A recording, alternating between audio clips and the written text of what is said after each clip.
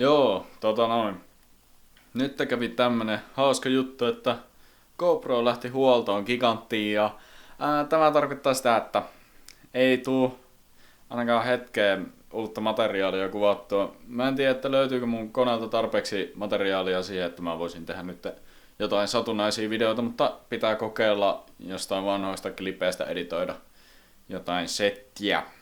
Mutta joo,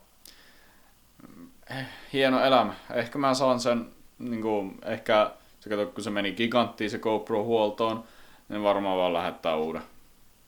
Tai jotain, en mä tiedä. Se on jo kerran ollut takuussa se vehe, koska, tai siis mä ostin ja sitten se rupesi aina jäätymään kesken kuvauksen ja siinä meni sitten aika mahtavia klippejä hukkaan, niin mä kävin sitten palauttamassa sen takuuseen ja ne antoi vaan saman tien käteen uuden ja niin, musta tuntuu, että nytkin käy samalla, mutta tällä kertaa se ei vaan antanut suoraan uutta, vaan se sanoi, että me otetaan tää huoltoon, me katsotaan mikä tässä on vikana.